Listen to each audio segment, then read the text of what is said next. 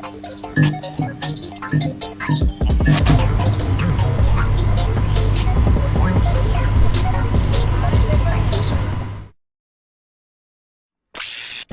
fully charged. Launch ready for AEW Spark in 3, 2, 1. All Elite Wrestling discussion is live. Cue host Owen Finch.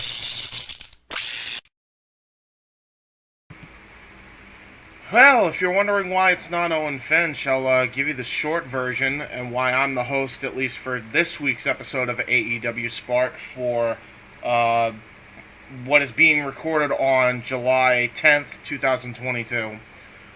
Basically, Owen had all day to record, or so he thought. He didn't get called for anything, and he was going to watch AEW Dark and Dark Elevation before recording tonight for AEW Spark. Well, unfortunately that's not what happened, because somebody there decided to screw with his schedule, and instead of telling him in the morning that he had to work on some stuff for a family event, they decided to inform him at 2 o'clock when he was going to start watching AEW Dark. Because, you know, being considerate apparently isn't a thing when you're living in somebody else's house, even though you had plans, but I guess fuck that, I guess. For those people that I'm speaking about, you know who you are! But I digress. Let's get into this. Decent episodes this week for AEW, all things considering. Obviously, we just came across off the week of Blood and Guts, so things kind of slowed down this week. They're going to be picking right back up where they left off Fyter Fest next week, so that should be extremely interesting. We'll get to that towards the end of the podcast. Real quick, if you like AEW Spark, let us know down in the comment section below. If you like what you see today, make sure you leave a comment, make sure you leave a like. Help the algorithm a little bit, because boy do we need all the help we can get after what happened today. So there you go. Let's get started here with some AEW Dark and Elevation mini notes. There really isn't much that I can really say, because I'm not a Dark connoisseur like Noah would have been, or Owen is currently. But I did see Dark and Dark Elevation. I'll tell you the two things that stuck out to me the most. Maybe a few other things in between, because as I'm thinking about it, it is coming to my head. But the first two things are Leon Ruff versus Lee Moriarty on Dark this week on episode 150. It was their 150th episode of Dynamite as well, by the way. So Dynamite and Dark reached their 150th. This match was really, really, really good. If there's anything I actually would recommend off Dark, it's this match. Leon Ruff fucking surprised the hell out of me. His technical ability and the way he's able to kind of mix his speed in with that really complements Lee Moriarty's Tiger Styles kind of maneuvering, and it just made for an awesome technical classic. Definitely go and seek this one out if you have a chance. This is actually a highly competitive match, and Lee Moriarty kind of working heel a little bit with the crowd, which I found interesting, but it worked. And it's funny now, because as the week goes on, you would think it's that guy turning, but it don't happen that way. So yeah, Lee Moriarty worked heel here, but yeah, he was getting booed in Orlando studios. Definitely seek this one out. It was a hell of a matchup. These two had a hell of a contest. And I love me some technical wrestling. So this is actually a blessing for me to actually be able to actually watch that, because I never understood, and I still don't understand, why Leon Ruff and Bear Country are a fucking trio. But seeing, Leon Ruff, or Leon Ruffin is his name? They keep saying it's Ruffin. I have no idea. But Leon Ruff did a hell of a job showing what he's capable of. honest to God, just put him in the pure championship division at this point. Like, put him on the Ring of Honor roster. He fit right in like a glove. This guy is really, really talented as a technical wrestler. That's what I would consider doing going forward, but we'll see what happens. So definitely check that out. We also had Satnam Singh and a couple of different squash tag matches with Jay Lethal. And the little that I saw of this guy, I think a lot of people had their reservations, myself included, because if you see a big lumbering giant like him at his size, you know what you're going to expect. You're going to expect, big power moves. You're not really going to expect much, right? Oh boy, are we wrong, man. This guy's moveset is getting dynamic with the 2 matches he's had. So, he had a match on Dark Elevation. He also had a match on Dark this week. So, the first match was on Dark Elevation. I don't remember the jobber tag team they were going up against because, again, this is me hosting. I'm not going to tell you everything. If you want to know, go look up on cagematch.com. I believe it's AEW Dark Elevation 170. And then type in cage match right after that. Should pop up the results right there. And you should be able to find out who they fought.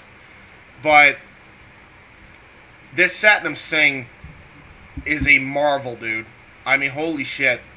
First thing he does when he gets tagged in by Jay Lethal. We know how good Jay Lethal is, but it's really Satnam Singh that we're looking for here. So, Satnam Singh gets tagged in, and they really tease this funny, too. Like, oh, you don't want him to be tagged in because you know what you're expecting with this guy.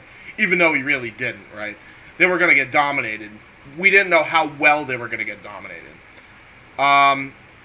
Basically, this guy is not just a one-trick pony, and he's not just some lumbering giant that just does the basketball dribble. This guy can do moves. The biggest spot of the whole match is when this guy has him in a fucking Eye of the Storm. Got him in the Razor's Edge position and fucking tosses him like James Storm would. And I swear to God, this guy was like at the very least 12 feet in the air. This was a crash landing.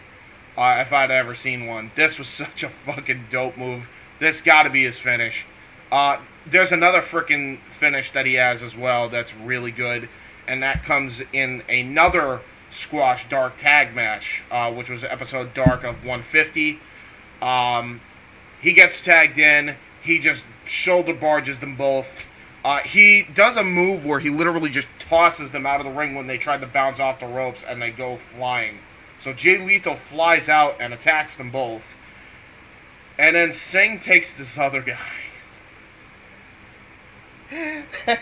He gets him up in the powerbomb position and does a Kane bomb.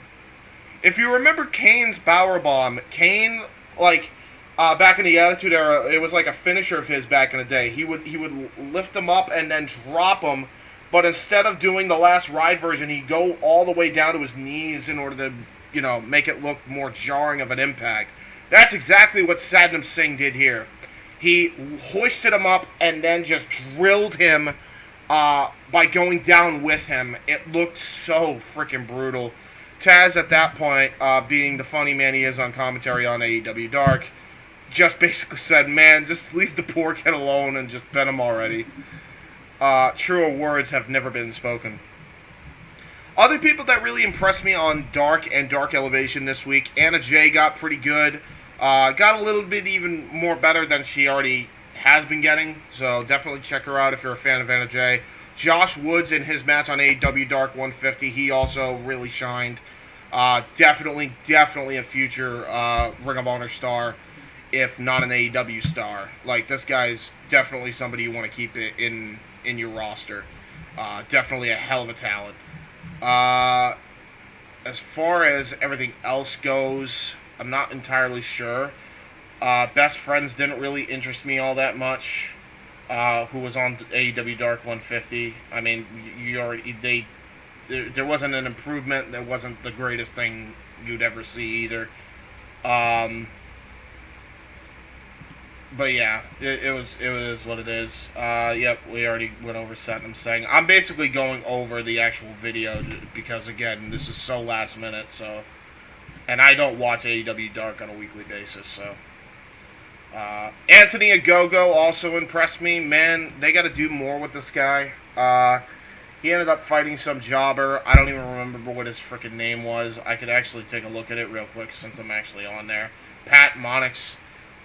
He, again, showing improvement every time I see him. Obviously, the guy has been training with William Regal. You could tell by the way he's actually transitioning from move to move that he is learning all that he can from Regal. This guy absorbs this shit like it's a fucking sponge. So definitely check him out if you're a fan of Anthony Ogogo. Definitely should be on AEW a lot more. I would put him in the Blackpool Combat Club if nothing else, because this guy's a fucking marvel, man. Like, he really is something special, and they need to be doing more with this guy. But we'll see what happens as the future goes on. I mean, there's only so many people you could put on I mean, at the very least, if you can't fit him on AEW, put him in Ring of Honor, because this guy needs to be doing something, and he needs to be doing something fast. This guy is a freaking marvel, man. No question about it. He's a marvel. I love that he like mixes his boxing skills and his wrestling ability, and he's doing it better each and every single week that he does it. So there you go. Anyway, we also have Hikaru Shida and Yuka Sakazaki did some decent tag team work. That was okay. The Factory had a match, main event, the Dark Elevation. Who cares? Honestly. And it sucks, because, like, Camarado is so talented as well. Aaron Solo's a good hand. QT Marshall can be as well. But, yeah, I'm just yeah. It's whatever for me. I can take him or leave him, really. That was pretty much AEW Dark Elevation. As far as AEW Dark is concerned, I'll go to that now that I'm actually on the website here. I'm actually on AEW's YouTube channel just to remind myself of the matches. I think it's this. No, it's, yeah, it was way after that. Alright, hold on 1 second. Nope. Maybe? Nope. Okay, nope. Trying to make sure there's not fucking dead air here. Yeah, that would be it. Okay, cool. Alright, so we have, yep, mentioned that one. Bear Country, again, should be doing a lot more with them. Have them fight the Gates of Agony in Ring of Honor at some point, maybe on the pre-show. I would definitely book that match. Just have them do something, because they're too talented as well. But there's not really much to say. It was basically a glorified freaking squash match. So, not really much to say there. Yep. Oh yeah, Tony Nese came out for Josh Woods' match. I assume to kind of make people not forget about Josh Woods. And essentially, you know, remind people that Josh Woods exists. He was the first pure champion of the Tony Khan era, essentially, before Wheeler Yuta won it from him. And then Tony Nese and Wheeler Yuta actually had a match on Dark, which I'm actually intrigued and might check out on my own time. I haven't even seen it yet, but I know Owen has. If you haven't seen the last episode of AEW Spark, go check that out. With that said, really, really awesome matchup here. Just showing Josh Woods' fucking skills. If you like squash matches just to see what people can do, definitely check out this Josh Woods match. Sonny Kiss, another person that actually impressed me. The guy he was fighting, your typical like big beefy dude who knows how to do some power moves, but man, Sonny Kiss is a very underrated talent, man. Every time I see him in the ring, or see her in the ring, I think they go by both pronouns, so I don't, from what I was told, so I should be alright. But man, Sonny needs to be on television. I don't care what you do, but I mean, it's funny because I mentioned with Anthony Ogogo, he was learning a lot from William Regal. I think Sonny Kiss is very well learning from Regal, because this dude pulls off a great crossface, and it is fucking vicious too. Like, it's vicious by Sonny. If you can't find anything for Sonny to do, my best bet would to see if you could get Fred Rosser in, and get them in a tag team to represent the LGBTQ. I think that would be the perfect use of Sonny Kiss, and Fred Rosser for that matter. Like, get them on TV, get them both on TV, because I think they're hella talented. Fuego del Sol and Aaron Solo was nothing to write home about. You've seen one match between them. You've seen them all, really. Satnam Singh is, by the way, he's the most replayed match on this episode of Dark, because of the fucking powerbomb he does. It was absolutely gnarly. And the Wingmen are still a thing and fought the Dark Order, who main evented Dark, because they're the Dark Order. And that's that. That's AEW Dark and Dark Elevation and about a crash course segment. Again, if you want to know who the people they actually fought, AEW Dark 150 cage match, AEW Dark 70, or I'm sorry, AEW Dark Elevation 70 cagematch.com. There you go. From there, we are going to get into the review of All Elite Wrestling Dynamite from July 6, 2022. This is basically the aftermath show of AEW Blood and Guts. I'll even say after AEW XNJPW Forbidden Door, because we really didn't get an aftermath show. It was a whole pay-per-view in and of itself. And by the way, if you want to see our reactions to said pay-per-view, to said special event, AEW Blood and Guts, you can check that out right here in the iCard, since I'm going to be editing this video anyway. So there you go. Check that out. And you can also check out our live watch party of AEW Royal Rampage as well. So there you go. We started things off with the TNT Championship, which, by the way, just so I'm actually going by these notes just to remind myself what happened. I did watch the show, but I suck at taking notes, so I'm getting this from Josh Boutwell, and he comes to us from WrestleView.com, so I believe this might be some new website that actually reviews these shows, so that's where I'm getting these from. So yeah, Mr. Mayhem Wardlow versus Scorpio Sky with Dan Lambert, Ethan Page, and America's Top Team. He's the champion going in, Scorpio Sky, and it is for the TNT Championship in a street fight. Sky throws strikes at Wardlow to start off, but Wardlow shrugs him off and basically lays out Scorpio with a shoulder block. Sky takes Wardlow to Dick Kick City, but then walks right into a belly-to-belly overhead suplex from Wardlow, because Wardlow is not affected by dick kicks, I guess, or he wore a cup. He should have worn a cup! Wardlow tosses Sky across the ring repeatedly until Sky rolls to the floor to get away. Wardlow follows Sky and Lambert. Lambert apparently slaps him back. America's Top Team get in between Lambert and Wardlow, allowing Sky to throw him into the ring steps. Then America's Top Team go to jump Wardlow while, it's no DQ. Why the hell not? They're basically putting the boots to him.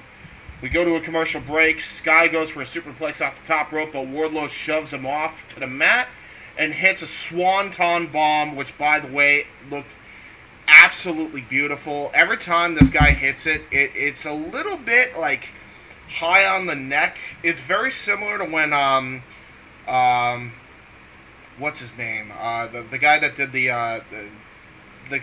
the weird satanic gimmick with Roddy Piper. I forget his name now. I don't know why I'm forgetting his name.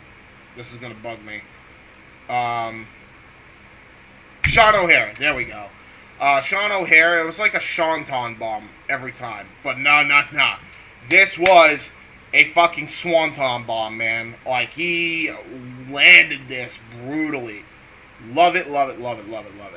Really, really good stuff. So yeah, after the Swanton bomb, he gets a close 2 count. Wardlow then goes for a powerbomb symphony, but ATT hits the ring, and Wardlow just starts tossing them around like ragdolls. Dude, this was a weird part of the match because it makes him look strong if you don't know that these guys are MMA fighters, but they're MMA fighters. So it was really weird that they did the whole wrestling trope of one guy comes in, gets knocked down, another guy comes in, gets knocked down. in reality, they all should have been swarming him to start, like, attacking him, like, ground and pound type of deal, like they did when it was on the outside. And then Wardlow should have just, like, went and powered up, kind of like a Super Saiyan. That's what should have happened, but they decided on this spot for whatever reason.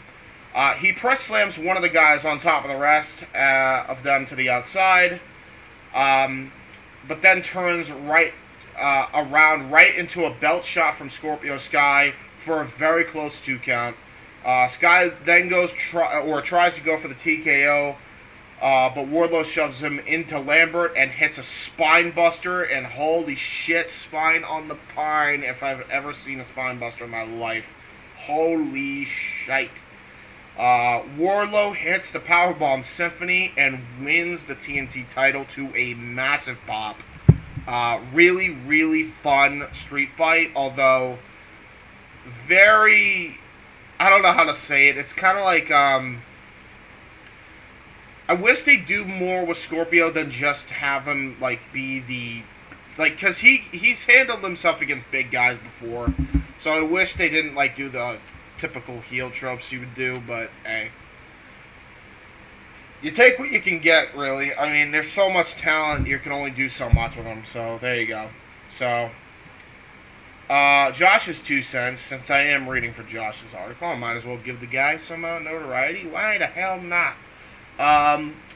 This was booked perfectly and was reminiscent of the way Goldberg's win over Raven was for the U.S. title back in WCW. It was done by American Top Team, taking place of the Flock. Wardlow's momentum after beating MJF was really cooled off, but the crowd was hot here, and this was a huge dominant win that he needed, and it was a perfect 2-star match in his opinion. Serviceable. Yeah, again, I would have liked a little bit more of a competitive edge from Sky, because again, he's taken on bigger opponents before, but, you know, there's only so much you could do with a limited time schedule anyway, so they probably did this for time's sake anyway. So there you go. Sky will be alright going forward, I'm sure. Backstage, Jon Moxley cuts a promo about his match with Brody King. He says that Brody thinks he is going to be able to catch him off guard and that Moxley doesn't know what kind of monster he is. But Moxley says King doesn't know what kind of monster Moxley is. Moxley says he knows exactly who King is and asks how big King's heart is because he'll be swinging in deep waters with the biggest shark in AEW. Nice reference to Shark Week, by the way. Discovery, I notice how you're getting that in there. Pretty decent. I can't even get mad at that. Moxley says, when you get in the ring with anyone with the Blackpool Combat Club, try saying that 3 times fast. Jesus, I didn't realize how hard it was to say that fast. They will find your limits and find out just how bad you want it. Step up or get stepped on, Moxley says. I feel like this little description Josh says here is missing a couple of points that I want to point out. He mentions he also went through Blood and Guts, and he also mentions that he went and, you know, or even prior to that, on Forbidden Door, beat Hiroshi Tanahashi, who's a man he respected. Which is a big, crucial thing that I think made this promo. I mean, Moxley is so good on the mic here. It might even be the best promo he's cut in a while since he showed up in AEW. And that's not to say all of his other promos are bad, but there was something different about this, man. Like, there was some vitriol behind what he was saying here. So, really good stuff by Moxley.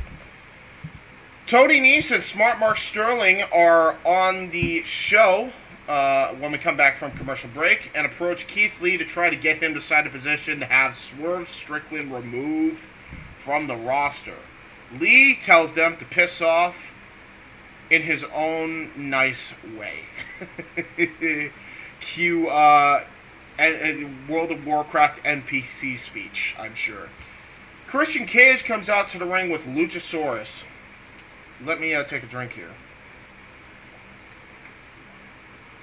Really not used to doing a solo show. Already parched. Christian Cage comes out to the ring with Luchasaurus and says, after last week, he's still the Cage everyone is talking about, in reference to Blood and Guts. Christian says everyone wants to know why Luchasaurus decided to remain aligned with him, but before he could say anything else, Matt Hardy comes out and interrupts him. And, oh boy, do things get raunchy in a hurry. Matt says Christian is the Michael Jordan of being an asshole, and says that Jungle Boy has become a friend to him. He says Jungle Boy respected and trusted Christian only to get screwed over by him. Christian mocks Matt, claiming that he's buddies with Jungle Boy all of a sudden, and says that Matt is starting to make Jeff seem like the sober one. Oh.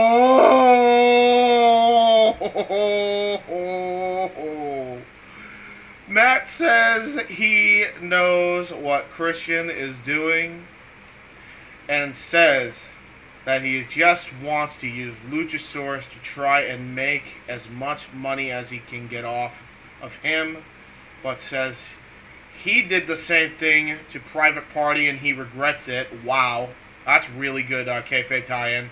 Matt says his life has been a mess the last few months, and maybe that's because karma got him, because he's here to make sure no one else gets taken advantage of. Christian says the only reason he is out here is because he's a clout chaser, and says that he'll use anyone, including his wife, his father-in-law, or his kids. He even says he'll turn a blind eye to his brother's issues for one last run. Oh my God. Wow. Wow. Like, it's funny because I remember him saying this as well, and I just, the same reaction. Like, I still don't believe it went there. I mean, you can't say that Tony Khan is just an oversensitive type mark if he's letting shit like this fly on TV. Just saying. Christian says that he is the hottest, most influential star in AEW, and Matt just wants to be near him. Christian says Matt's screwed up loser brother isn't even the most embarrassing person in the family, because Matt is. Matt tries to go after him, but Luchasaurus beats him down. Luchasaurus chokeslams Matt Hardy through a table. Josh's 2 cents, which actually makes me curious here. Those wounds Christian brought up may be a little too fresh for some, but holy hell, he is putting on a masterclass each and every week on getting heat. They teased explaining Luchasaurus remaining with Christian, but still didn't get to it. So, this is interesting. I like this a lot. I'm really liking where they're going with this. I hope that it leads to a Luchasaurus Christian Cage match, because Luchasaurus getting sick of his shit. A video package highlights Blood and Guts as part of the Matt Menard's terrific promo after the match is shown as well. Oh my God, this promo was so good. Same thing with his partner, Angelo Parker. Really, really well done. Really good promo. Definitely check these promos out. If you think that they suck on the mic, man, you gotta watch this. Shivani interviews Claudio Castagnoli and Jake Hager, and says they both signed waivers agreeing not to get physical. Claudio taunts Hager for being Jericho's bag carrier, and says he's going to be 3-0 after beating Hager next week. That's in reference to his AEW record. I don't know if that's also a subtle reference to him getting 2 wins on Swagger already when he was in the WWE. I do remember that they had matches and that he beat him in one-on-ones. I don't know if those were 2. Could be wrong. Could have been more times they fought. The Butcher and the Blade with Allie. I'm sure Owen was somewhere. Noah was smiling and grinning from ear to ear. Versus Swerve and Our Glory. Swerve Strickland and Keith Lee. Butcher and Lee square up and slap meat. That's a good way to put it. And then Swerve and Blade tag in and botch a leapfrog spot with Swerve landing on Blade's back. I do remember seeing that. We called it out. I was with the boys because we were recording WYW shit. And then we decided to watch AEW, and that's actually one of the first things we saw. Lee blind tags his partner and runs Blade over, allowing Swerve to hit the basement dropkick. Swerve traps Blade in the corner as Lee chops him. Swerve tags in and backdrops Blade onto the outside and goes for a punt kick, but Alley gets between them. Butcher lays Lee out, and Blade sweeps Swerve's leg out from under the apron. Or out from under him on the apron, excuse me. It then goes to a commercial break. When we come back, Swerve knocks Butcher from the top and hits a flying corkscrew uppercut. Lee and Blade tag in, with Lee laying out both the Butcher and the Blade with chops and splashes. He throws Blade into Butcher, and then he hits a big forearm smash, knocking Blade into the corner. Lee tags Swerve, and they finally set up for their finish. But Butcher cuts them off, only to eat a rolling flatliner from Swerve. They hit the springboard enziguri rolling elbow combination on Butcher. And then Lee goes for the pounce, but then Blade pulls Swerve into it. Teasing a little dissension there, I would assume. Blade then hits a stunner on Lee, and Butcher hits a forearm smash. They hit double team offense. Swerve capped off with a lariat from hell on Butcher. 1, 2, no. Lee breaks it up. Or, I'm sorry. They hit a double team offense. I think I skipped the whole thing. I don't know what happened. Okay. Just so you people know what the fuck I'm dealing with on these websites, I'm dealing with the fucking thing. As I'm reading along, it goes up. Because there's an ad like every 2 seconds. So, bear with me here. I have to probably read this again. Blade hits a stunner on Lee, and Butcher hits a forearm smash. They hit a double team offense on Swerve, capped up with a lariat from hell from Butcher. 1, 2, no. Lee breaks it up. Butcher and Blade attack Lee, but Swerve leaps off Lee's back into a back heel kick, which is the whose house? Swerve's house. You know the whole deal. So yeah, he hit the Swerve's house, poetry in motion style, off of Keith Lee's back onto Butcher. Lee squashes Blade into the corner, and they hit Swerve and Our Glory in the corner for the pinfall win. Winner is Lee and Swerve. Josh's 2 cents is the match was super clunky, just an off night for both teams, 2 stars. Yeah, I could see that. Although, towards the end of the match, it got a little bit better. I think they just, again, there's a lot going on. It was just an off night. You're going to have that every now and again. Team Taz walks out again. And Hobbs says they are getting tired of them and calls them trick-ass bitches. Hobbs says they have been nice because they could have already ended their careers already. Hobbs says every time they faced them, they proved Lee and Swerve aren't on their level. Hobbs screams that he'll beat Swerve's ass and says they keep talking about wanting to prove who the best tag team is, but before they could say anything else, the Young Bucks walk out. By the way, a whole thing is missed by Josh here. Ricky Starks gets on the mic too and is just going off on these guys, man. He is so fucking good on the mic as well. A lot of people think that AEW is just a bunch of spot fest, man. You got to take a look at guys like Ricky Starks. You got to take a look at guys like Powerhouse Hobbs is even getting good on the mic, man. But if you want to talk about your top mic talkers, CM Punk, MJF, Ricky Starks, Keith Lee, Swerve Strickland, Jon Moxley. Like, these guys are really, really good on the microphone, and I think that gets overshadowed a lot of times when you bring up AEW in a conversation if they've never seen it, because they think it's just a fucking spot fest all the time. In reality, it's not even that. It's not anywhere close to that. So, I just wanted to put that out there, because I don't know if it's ever been brought up on this show, on either iteration, on Noah's show or Owen's show. So, you're hearing it from me. I think if you haven't watched the AEW before and you think there's no mic work involved, you got your mic talkers, man. Definitely give that a shout. Look up some promos from AEW side, for sure. So yeah, from there the Young Bucks walk out. Matt Jackson says Hobbs may as well have queued up their music for them by saying best tag team over and over. Matt says the tag division is on fire and that everyone is eating well, which is true. I mean, the best tag team on lock, the division's great.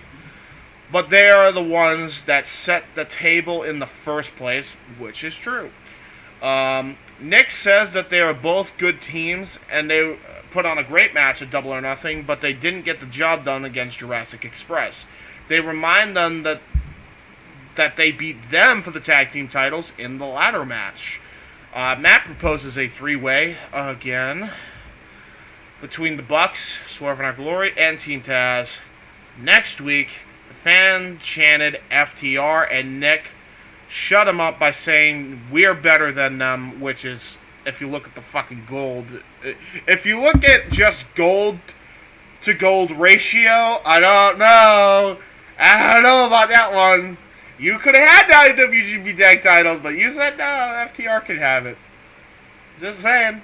But it's cool. It's cool that they did that because this, we'll get to FTR in a moment because them with 3 freaking championships is so based. And I can't wait for them to add a 4th to their collection.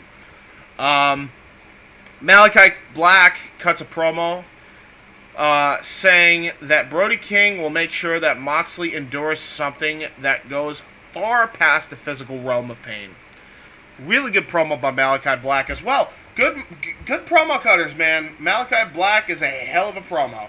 And he knows how to get something over like this, man. Definitely an underrated promo on the stick. Speaking of promos, let's talk about Eddie Kingston.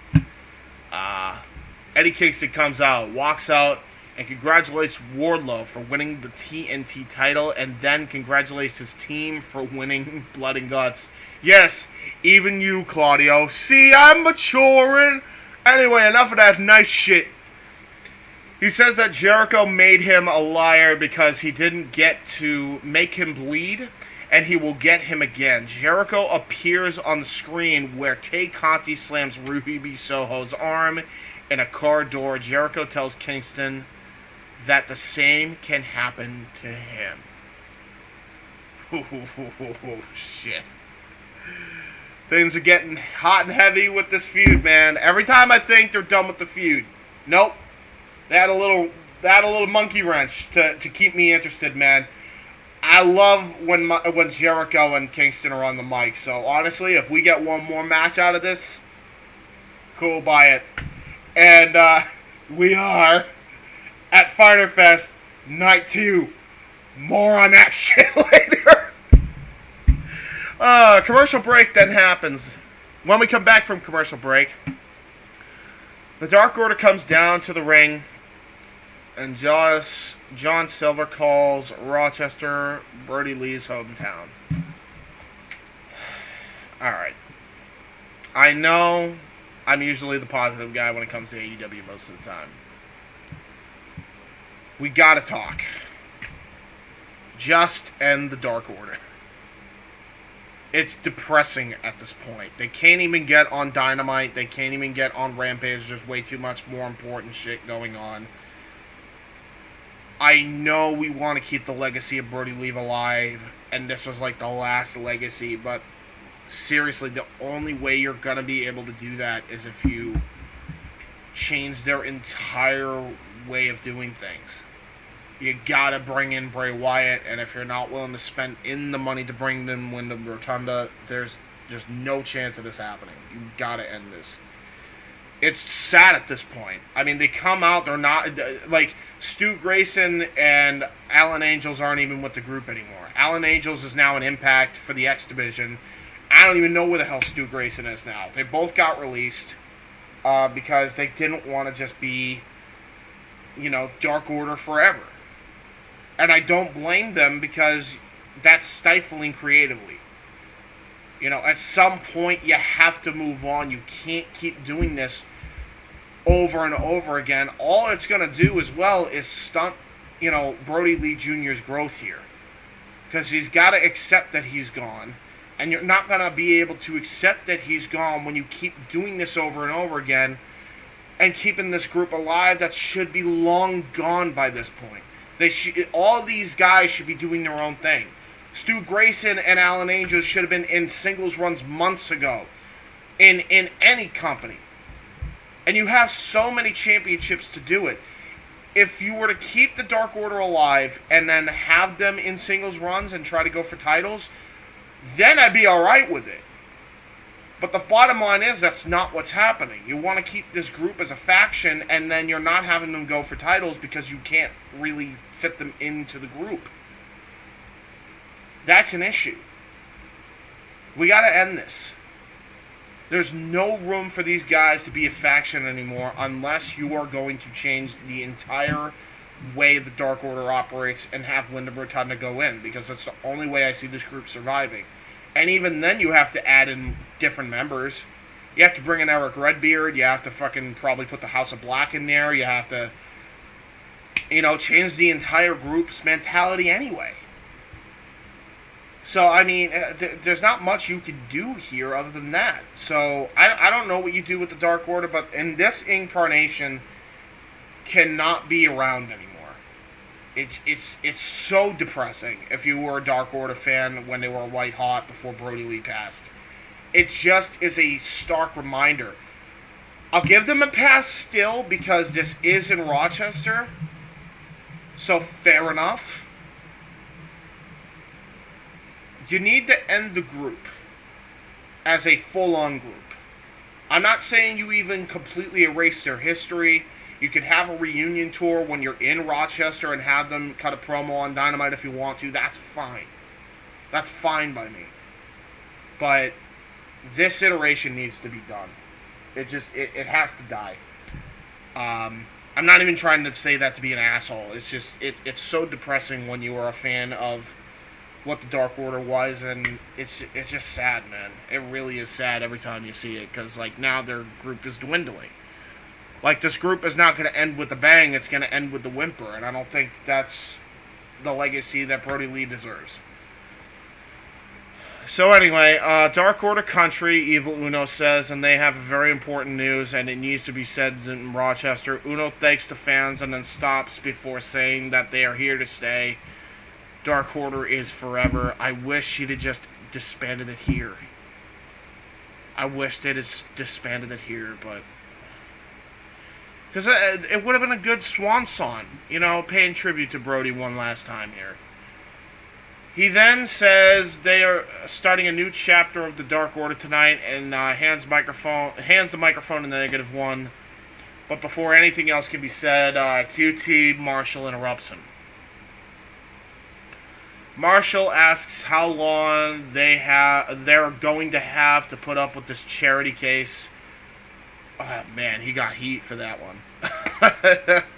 I'll give QT credit, man. He can make the most out of a bad situation. Or a sad situation in this case. And Uno holds -1 back from him. Which was admittedly pretty funny. I'll give them credit. When they're on, man. They're the best comedy acts for sure. He says Brody Lee is a legend, but -1 takes after his mother.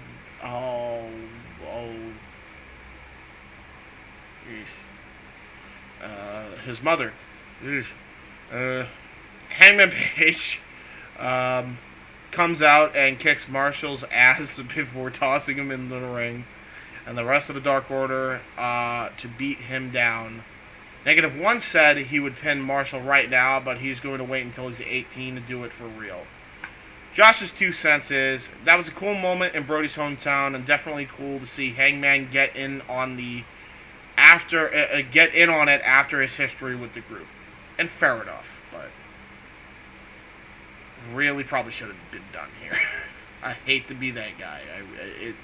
Because nobody wants to be that guy with a guy that, has a child that doesn't want to, forget his legacy. And I don't even want to forget his legacy. I just think it needs to be done in a better way than what they're doing by keeping this group around. There's no way it can work. There's no way. So, that's just my 2 cents on it. But, anyway, Dark Order thing over. So, they did a different thing here with Hour 1 where they didn't have JR. JR then came out for Hour 2.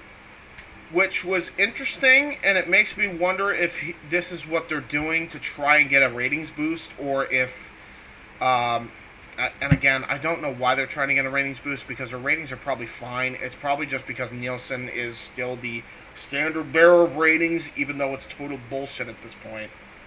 I don't know if it's because of that, or if it's just because of his health reasons, that's why they're having him come out. I want to think it's the latter, because I'd imagine he's not a spring chicken. So, you know. We go on to our next match, which is Penta Oscuro, with Rey Fenix and Alex Abrahantes versus Rush, making his singles AEW debut, with Andrade El Idolo accompanying him. Los Ingobernables in full swing, and hopefully we get guys like Ryulee, Tetsuya Naito, and whoever to join this new Tony Khan incarnation of Los Ingobernables. Penta and Rush have been in the ring with each other countless times before, but this is the first time they've ever faced off one-on-one, which is crazy to think about. Like, this is their first one-on-one matchup here. It's also the first time they've been in the ring with each other outside of last week's Battle Royal since 2020. So I'd assume that would have taken place in CMLL or AAA.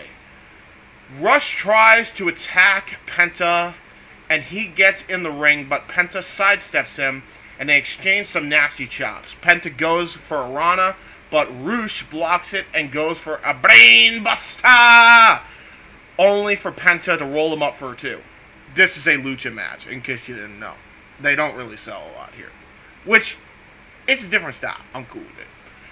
Penta hits a super kick on Rush, and Rush rolls onto the floor. Penta goes for a baseball slide, but Penta moves and tries to throw Rush into the steps.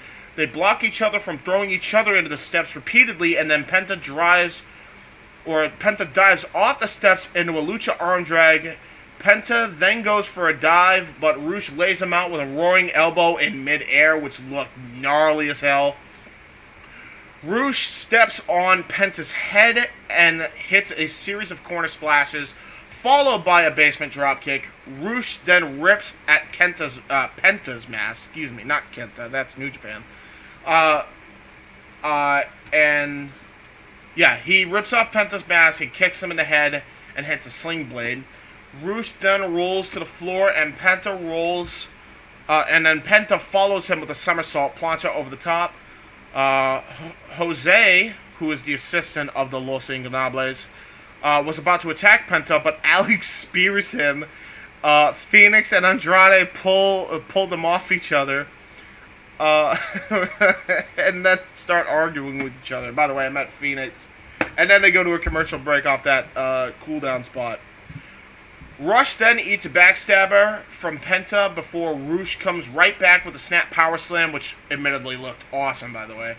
As Penta went for a crossbody, and he gets a near fall off it.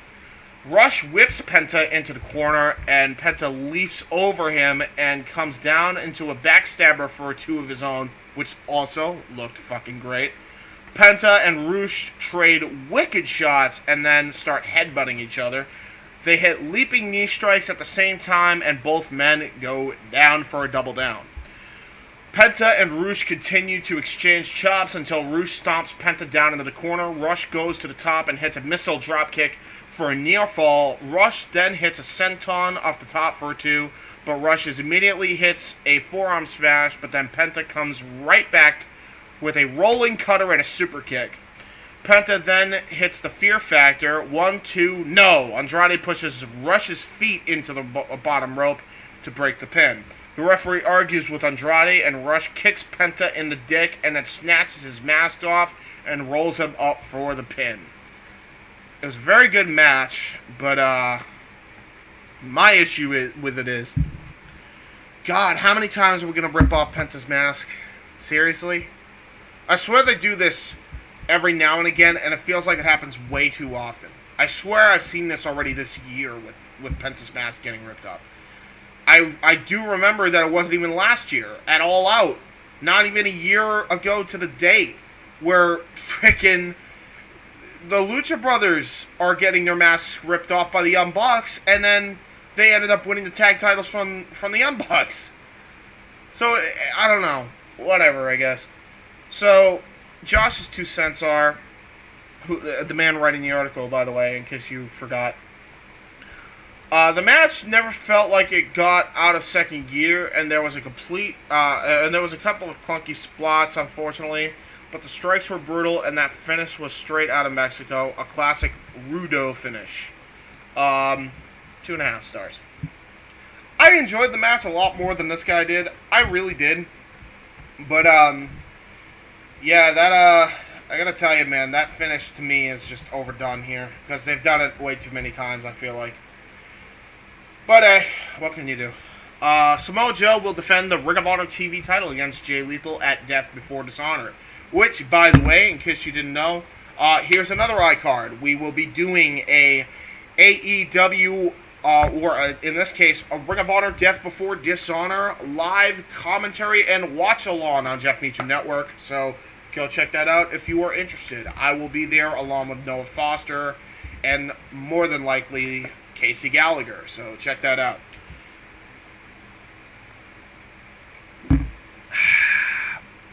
Excuse me. Commercial break. Smart Mark Sterling tries to get the Best Friends to sign the petition to get Swerve out of AEW, but they refuse. Nese says he'll make them sign it, and Sterling suggests that Orange Cassidy and Nese have a match on Rampage, and if Tony Nese wins, they will have to sign the petition by force. And, by the way, as that was happening, Mr. Danhausen comes up and he's like, "Hey, ish," and he was doing some weird Law and Order stick. I can't even do it justice. It's fucking funny, though. And then, yeah, basically Orange Cassidy agrees, and then I believe Danhausen goes, "Objection!" Like, and then Tony says, "That's not how that works." Fucking Danhausen, man. Nobody like him. Yeah. So, the Acclaimed then... the Acclaimed and the Gun Club have another tag team title match. So, Billy Gunn's with them, and they're taking on Fuego del Sol, Bear Country, and Leon Ruff. I don't get why you have this match on here, but again... Maybe they just needed a break from booking all these crazy-ass shows. I mean, they've booked a lot. And I think Tony just needed a break mentally, so I'm not really going to hold it past him. I'm not really going to hold it past that that's what happened here. So, yeah. Austin Gunn snatches the microphone from Caster, and he was doing the freestyle and won't let him finish. The Gun Club... beat the shit out of Fuego, and as what usually happens when Fuego del Sol's in the ring. As the match starts, and then Bowens tags himself in and then continues to beat down on the Alabama Luchador. Bowens knocks Bear Country off the apron. When he turns around, Fuego hits a Tornado DDT, which is his finish, by the way. Austin Gunn tags in and walks into a clothesline from Bronson, and then hits a Spinebuster for 2. So there you go. Caster then breaks up the pin attempt and then follows Ruffin onto the floor. Bowens tags in and hits a series of strikes on Bronson, capping it off with a Kenny Omega style leg lariat, which in reality was actually a Faymaster. So there you go. That is a Faymaster. It was not the Kotaro Crusher, it was a Faymaster. Caster tags in and hits the mic drop, but Austin tags himself in and dives off the top and steals the pin. Gun Club and the Acclaim win via pinfall, and the Gun Club and the Acclaim start fighting until Billy Gunn separates them. Billy screams at his sons, but then turns around and lays Caster out. Bowens begs Billy off and tries to get him to do the scissoring, scissor me daddy-o, but only for Billy to hit the Faymaster on him. You don't take a man's finisher. Billy Gunn be old school. So that ends that whole segment. It was decent. Not really much else to say other than that. Miro then cuts a promo on Malachi Black and tells him that the Redeemer is coming for the House of Black enraged. So we get babyface Miro. This should be interesting. I'm really looking forward to a match between Malachi and Miro. Let's go. Thunderstorm, which is apparently a tag team. Oh boy, I can't wait to talk about this. Maybe this was a blessing in disguise. Thanks, Owen. Really appreciate you having me host tonight. Versus Nyla Rose and Marina Shafir. Oh my God. Oh. Let's just get this over with. Obviously, there's one person I'm mad at. The other three, I'm not so much. Storm hits a sliding dropkick on Shafir, and then the babyfaces work Shafir over in their corner. Rosa dives off Storm's back into a flying dropkick on Shafir and gets a near fall. They hit a double suplex on Shafir, which they almost botched because I remember watching the goddamn match, for another near fall. Storm and Rosa continue to utilize quick tags as they work over Shafir.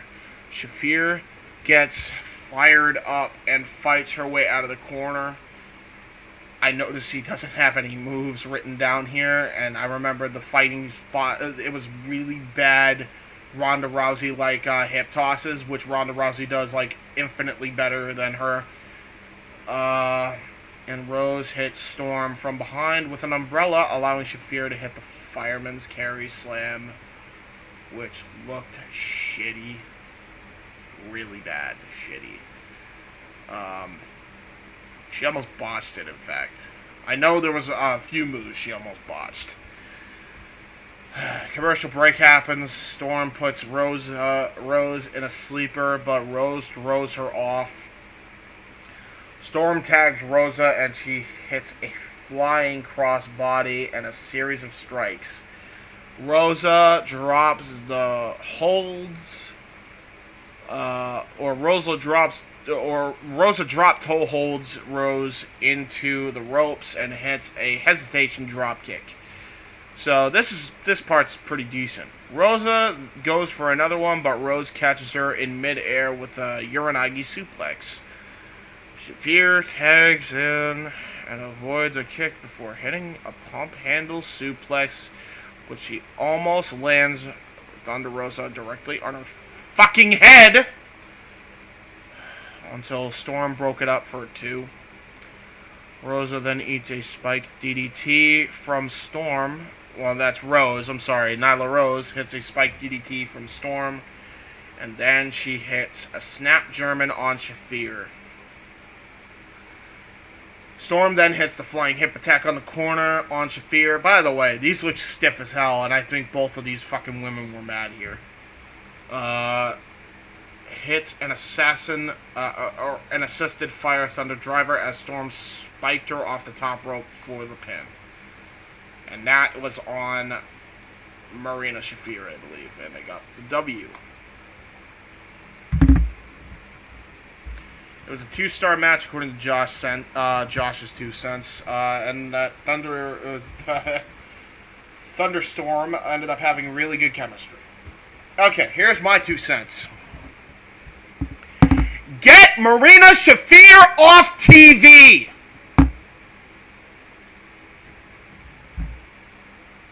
I am over this.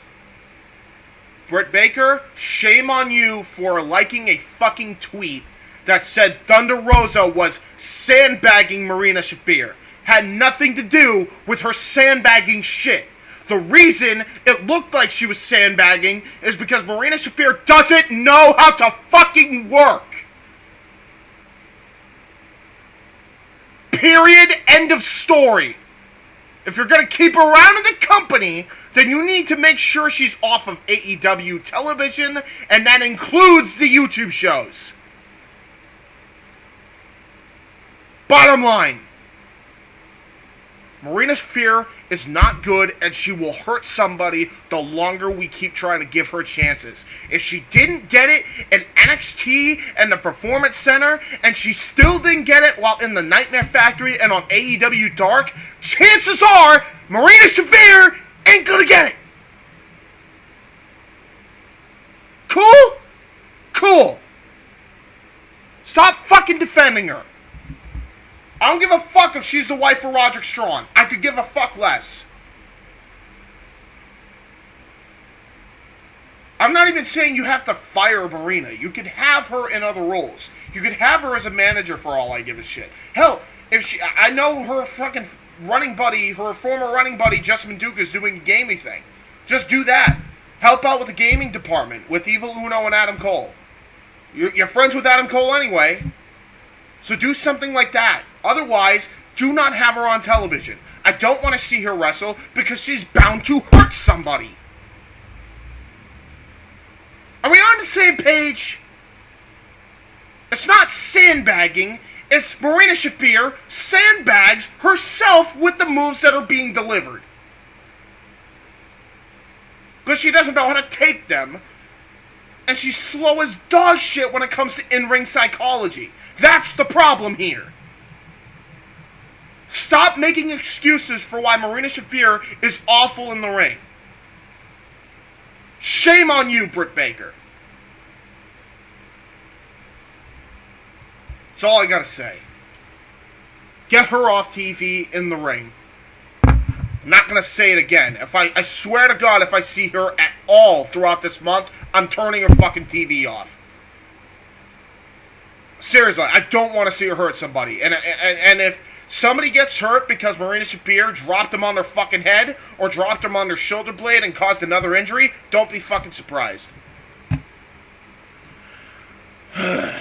Anyway, let's get to something that's actually admittedly more better than how they're treating Thunder Rosa right now. Stokely Hathaway admits to Jade that paying Layla Gray $1,100 to step up for them, but Jade said if she doesn't deliver, then that's Stokely's ass. That's funny. Well, hey, we'll see. Fucking got so angry that I bit my fucking nail. Daniel Garcia cuts a promo on Wheeler Yuta. They face each other for the Ring of Honor Pure title at Death Before Dishonor. I can't fucking wait for that match. I'm ready for that. Let's go. More Jericho Appreciation Society versus Blackpool Combat Club / LAX. Pretty cool with it. I'm very curious as to how they're going to go about this, though, because Santana's injured and also is, well, we'll get to that. Honestly, I'll save that for the end of this review. But yeah, backstage FTR, who have 3 fucking championships, the IWGP, the Ring of Honor, and the AAA Tag Team titles all around them. It's so based. Absolutely love it. They challenged the Briscoes for a rematch at Death Before Dishonor. Oh my god, this card is looking so good. I can't wait. Get me to Death Before Dishonor already. Holy shit, this week is going to be nuts. By the way, might as well mention this now. They go over the Night 1 and Night 2 cards here, and I'm actually going to read them off here. Actually, I have it on my phone, so screw it. Hold on, let me get my phone up here. Because I actually saved what Noah sent me. This is what I know so far. More matches probably may be announced on this week's Dark and Dark Elevation. But as of right now, this is what has been announced for Week 1 and Week 2 of Fyter Fest. Claudio Castagnoli will take on Jake Hager. Battle of the former Real Americans. Let's go. I'm actually really looking forward to this because every time I see Jake Hager also improves in that ring. I think a lot of people are sleeping on him, and this match is going to fucking deliver. Guarantee it. Christian Cage, we will hear from again with Luchasaurus in action following that. Anna Jay taking on Serena Deeb, which should actually be really, really good. I'm ready for this. AEW World Tag Team Championship, Triple or Nothing. Swerve in Our Glory versus the Young Bucks versus Ricky Starks and Powerhouse Hobbs. Again, the fact that they're doing another trios match for the AEW Tag Team titles, holy shit. Like, I swear they booked 3 of these in a row. Really, with this. But alright, cool. Eddie Kingston taking on Chris Jericho, Week 2. Alright. All of everything I just said prior is on week 1. Week 2 is a barbed wire death match. It's not an exploding barbed wire death match. This is a regular barbed wire death match, with the rest of the Jericho Appreciation Society suspended in a shark cage. This is also to promote Shark Week. Very innovative way to do that. And it's Eddie Kingston versus Chris Jericho. Well then. Should be interesting. I'll get to why that match was announced in a minute, because that happens on Rampage. So, we go into the main event, which is the AEW Interim World Heavyweight Championship. Jon Moxley versus Brody King. William Regal joins the commentary booth for this match. Man in the Mask, how are you? I'm doing great, Sir Regal. Every single time, and I love it. So yeah, William Regal joins the team for the match. Brody Lee gets in to Moxley with some chops and punches to start the match. Then he throws him onto the floor and tosses him into the barricade. Brody charges at Moxley and then moves. But then he moves and King goes flying into the ring steps. Moxley hits a Russian leg sweep. King then, he hits a Russian leg sweep to King into the barricade, and then attempts a pile drive onto the floor before getting dropped, or getting back dropped by King. King tosses Moxley into the ring, but Moxley hits him with a dragon screw leg whip. As he climbs back in, Moxley puts King in a figure 4, but King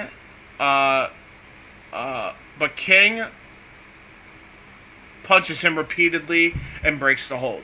Moxley elbows King's knee repeatedly and hits a knee breaker. Moxley and King then exchange forearms, with Moxley getting the better of it, but then he eats a black hole slam as he comes off the top rope. Yeah, not a bad black hole slam, to be fair. I will say, as the match was progressing and we were watching it on the commercial break, I really do feel like that Brody's best use is of being a tag team wrestler, because he's got some basic moveset when he's not in the tag team. It's weird because I think he's really the one that's basically the heavy to make the move more impactful at every one of the exchanges during a House of Black Trios match, but I noticed it in this match that it singles. Maybe he just hadn't done it for a while, but I don't know. Something was off about him here tonight. When we come back from commercial break, Brody goes for a TKO on Moxley, and Moxley elbows him to get out of it, and then he avoids a cannonball in the corner from King. Moxley then hits a corner clothesline and lifts King up to the top rope, where Moxley hits a superplex and goes for a bulldog choke, but King fights it off. King misses a lariat and hits a snapdragon for a 2, or Moxley hits a snapdragon for a 2 count. Moxley stomps on King's face and has his arms trapped and goes for a pile driver, but King blocks it and they exchange forearms. King then ducks a lariat and hits one of his own, followed by a pile driver. 1, 2, no! Moxley kicks out. King then puts Moxley in a rear naked choke and then climbs up to the top and pretty much hangs Moxley in the choke. King then hits a cannonball for the 2 count. King then goes for the Fire Thunder Driver, which is a Thunder Rosa deal, but apparently he also has it as well. But Moxley blocks it and rolls him up for a 2. Moxley then hits the Paradigm Shift, but he can't get the pin. Finally, Moxley grabs King and hits a series of elbows and locks in the Bulldog Choke. Moxley climbs on King's back and gets to his feet, but then King pulls a Vader and Mick Foley and slams him onto his back. Moxley then gets back up and locks in the Bulldog Choke anyway, because Moxley is impervious to pain sometimes, and adrenaline's a son of a bitch. King then passes out, and Moxley retains the AEW Interim World title. This is a fun match, hard-hitting, and I really love King as a monster heel and hope we see him in this role again in the future. 3 stars. I thought he could have done a little bit more to show how dominant he could be, because I've seen him way more dominant in trios matches than I did in this match. So again, I think it was an off night. It was an off night all around in AEW wise. I wasn't expecting the greatest show after what happened last week, which was the greatest show, admittedly. But that was AEW Dynamite. It was kind of I wouldn't say a lackluster show, but it was definitely it was a C. It was a C plus. Well, you know, it was one of those nights where Tony just needed to fucking break because he was fucking stressed beyond belief. So this was kind of their break week. They just decided, you know what, let's take it easy for once. I can't even get mad at them because now they're just giving us a bunch of crazy shit the next 2 weeks for AEW Dynamite and Rampage. So that should be fun. From here, we go to AEW Rampage. We're going to just go through a quick results from the same website, WrestleView.com, by Jerome. Wow, I can't even see that name on this screen. Jerome Wallen, I believe is how you pronounce his name. So Jerome wrote this article on July 9th, 2002. So, this is basically what happened here on AEW Rampage. Eddie Kingston defeated Konosuke Takeshita in what was such a goddamn great match. I watched this live with the boys. This got my headache. I had a giant migraine from Friday, and if you know, it's because of Ins Vine Ek An Mene. That's why. So yeah, I got really angry yesterday to the point I had a migraine. So this got me right back in a better mood and made me super happy. Konosuke and Eddie Kingston. This was the match of the fucking week for AEW. Go out of your way to see this match on AEW Rampage from Friday on July 9th, man. This fucking thing ruled, man. Ruled. Go check that out. Serena Deeb and the ROH Women's Champion Mercedes Martinez defeated Kayla Sparks and Christina Marie. Deeb attacked Martinez after the match. It was inevitable. We're getting a Ring of Honor Women's World Championship match against Mercedes Martinez and Serena Deeb. Yeah! This fucking card! I can't wait! Holy shit! I'm ready. So yeah, there you go. There you go. Yep. I don't even know what else to really say on that one. Gates of Agony with Tully Blanchard defeated the ROH champion Jonathan Gresham and Lee Moriarty. But what happened was Gresham ended up walking out on Moriarty and joined Tully Blanchard. So Jonathan Gresham joined Tully Blanchard Enterprises and is going to be the heel going in to this matchup against Lee Moriarty, which is crazy to me because it's looking at the match that he had on Dark with Leon Ruffin, it really surprises me because, like, why? Lee Moriarty is a hell of a heel himself. I mean, Jonathan Gresham could definitely surprise me. He cut a hell of a promo, explained his position well, but man, he's a hell of a fucking talent when it comes to being a heel. Honestly, maybe Lee Moriarty should be the heel in this, but I could be talking out of my ass. We'll see the match itself. The technical wizard is going to take on Tiger Styles, so I'm ready for that one. Death Before Dishonor is looking fucking awesome, man. It's looking great. So yeah, there you go. He joined Tully Blanchard because, again, they didn't call him for months. And instead of saying that he was injured, they actually explained why he was gone for 3 months. And he was pissed off about it. So, yeah. Oh, by the way, oh, shit. It's not on AEW Death Before Dishonor. I think it's on Fyter Fest on Rampage. So, Fyter Fest is where they're going to actually have the championship match. I assume they're going to do a rematch on Death Before Dishonor. I assume that's what they're going to do. But this must be the first match, I would assume. So we'll see how everything plays out as the week progresses. But we go to the backstage comments from Eddie Kingston, and he calls out Konosuke Takeshita and say he's the future, and I got to get in the ring with you again one day, kid. Love it, love it, love it, man. You could tell he was chomping at the bit to get in the ring with Takeshita. Man, they got to sign him on a permanent basis. I'm not even joking when I say that. He then said Jericho for pay for what happened to Ruby Soho, Santana, and Bryan Danielson.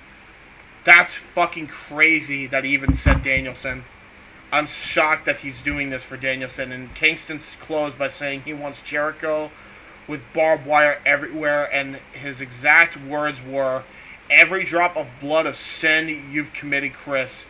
After Jericho Appreciation Society's assault last week on Eddie Kingston's friend Rhea Ruby Soho, the Mad King vows to make Jericho bleed for his transgressions. And that is why we are getting a barbed wire death match on week 2 of Fyter Fest. Holy shit. Watch party. Be staying tuned for that. Week 1, really. Rampage, AEW Fyter Fest Rampage, and AEW Fyter Fest Dynamite. We're going to be doing the entire week of Fyter Fest. I don't know if they're going to do Fight for the Fallen. I assume they might be. I'm not going to do Fight for the Fallen just because I need that fucking break, because I'll be doing that week alone. Like, those 2 weeks alone, I think I'm going to be doing like 5 streams. So, if you want to check it out, we'll be doing a live watch party. Hopefully Owen, the host of the show, can join us. We'll see what happens. I'm hoping to get a bunch of people on, man, because I always like to have fun. It's always a good time when you have a watch party. And now that I know how to actually watch the shows without it being a pain in the ass, it'll be even better, because no technological issues. So there you go. Orange Cassidy defeated Tony Nese. Not really shocked there. It was a hell of a match. It was actually really, really funny. And Orange Cassidy is a really good character, man. He's getting better every time I see him. And him and Danhausen are just like the perfect pair together, man. Gotta give the people what they want, always. So yeah, that was your AEW Rampage quick notes here. I figured I'd just get that done. Again, looking forward to AEW Fyter Fest week 1 and week 2. Going to be doing a live watch party for all those shows, along with Death Before Dishonor on the Jeff Meacham Network. That's going to be 5 streams in the span of 2 weeks. So if you want to check that out, that will be on my channel, along with Jeff Meacham's channel for Death Before Dishonor. So yeah, definitely give that a watch. I cannot wait for Fyter Fest. I wasn't looking forward to this week because I'm like, oh my god, more fucking great wrestling. Now I'm just for it. I'm probably going to be fucking exhausted by the time the week's done. By the second week is done. But I'm for it. Let's go, man. Let's go, let's go. If you like what you saw today, do me a favor. Subscribe to Owen's channel. He could use all the support he can get right now because, man, he wanted to do this review so bad, but of course, shit got in the fucking way as per usual because people are inconsiderate, so, yeah, there you go. Definitely give him a subscribe, give him a like, give him a follow on Twitter at OwenTheTalk44. Check him out there. Also, check out his other 2 YouTube channels, Owen the Talkinator and CM Brothers. Hopefully we can get something going there, but don't count on it. It is a fucking struggle to even get something going on this channel because nobody likes to inform except for us for some reason when we're doing something with Owen. And yeah. So I have no idea what the heck's going to go down, but I hope you guys enjoyed this show, and don't expect this to happen every single week, but I hope you enjoyed this review anyway. And yeah, let me know if you agree with my reviews on everything. If you disagree, comment down below. And that's pretty much it, guys. Talk to you later. Podcast has concluded. Be sure to check out more group discussion as far as AEW content is concerned, and check out more content from For the Win Productions.